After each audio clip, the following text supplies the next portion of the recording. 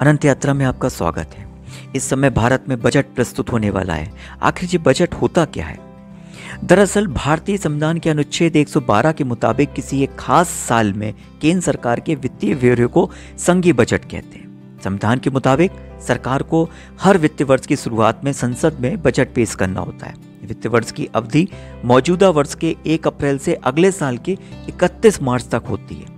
सरकार की ओर से पेश वित्तीय ब्यौरे में किसी खास वित्तीय वर्ष में केंद्र सरकार की अनुमानित प्राप्तियां और खर्चों को दिखाया जाता है। सरल शब्दों में कहा जाए तो बजट अगले वित्त वर्ष के लिए सरकार की वित्तीय योजना है। दरअसल इसके जरिए यह तय करने की कोशिश की जाती है कि सरकार अपने राजस्व की तुलना में खर्चे को किस हद तक बढ़ा सकती है।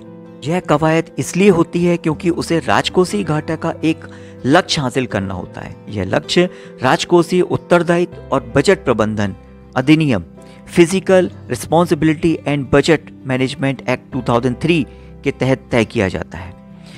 देश में किसी साल उत्पादित वस्तुओं और सेवाओं की मौजूदा बाजार कीमत को नॉमिनल जीडीपी कहते हैं। इसे बजट की बुनियाद या नींव भी कहा जा सकता है, क्योंकि बगैर नॉमिनल जीडीपी जाने अगले साल का बजट बनाना संभव नहीं होगा।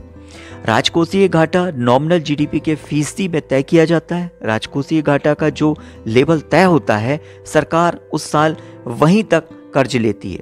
अगर नॉमिनल जीडीपी ज़्यादा होगी तो सरकार अपना खर्च चलाने के लिए बाजार से ज़्यादा कर्ज ले पाएगी। नॉमिनल जीडीपी जाने बगैर सरकार यह तय नहीं कर सकती कि उसे राजकोषीय घाटा कितना रखना है, और ना ही वह यह पता कर सकती है कि आने वाले सालों में सरकार के पास कितना राजस्व आएगा।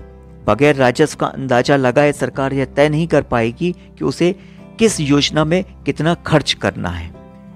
बजट बनाने की प्रक्रिया संसद में शुरू होती है। इसके लिए 6 महीने पहले से ही कार्यक्रम तय कर लिए जाते हैं। यह काफ़ी लंबी चौड़ी प्रक्रिया होती है। इसके तहत अलग अलग प्रशासनिक निकायों से आंकड़े मंगाए जाते हैं। इन आंकड़ों से पता किया जाता है कि उन्हें कितने फंड की आवश्यकता है।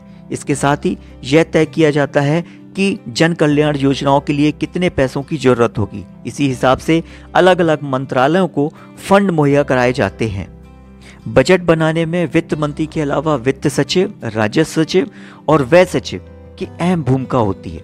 इस दौरान हर रोज कई बार वित्त मंत्री से उनकी बजट के सिलसिले में बातचीत होती है, बैठकें होती हैं, जो कि नॉर्थ ब्लॉक जहां की वित्त मंत्रालय है वहां पर होती है, या फिर वित्त मंत्री के आवास पर भी होती हैं। बजट बनाने के दौरान पूरी टीम को प्रधानमंत्री, वित्त मंत्री और योजना आयोग के उपाध्यक्ष का सहयोग मिलता रहता है। अलग अलग क्षेत्र के एक्सपर्ट भी बजट टीम में काम करते हैं। बजट पेश करने से पहले विभिन्न उद्योगों के प्रतिनिधित्व और उद्योगों के संगठन या उनसे जुड़े हुए लोगों को भी वित्त मंत्री सलाह मशवरा के लिए बुलाते हैं।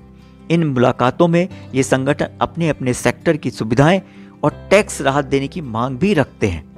बजट से पहले तमाम प्रत्यक्ष और अप्रत्यक्ष करों को अंतिम रूप दिया जाता है।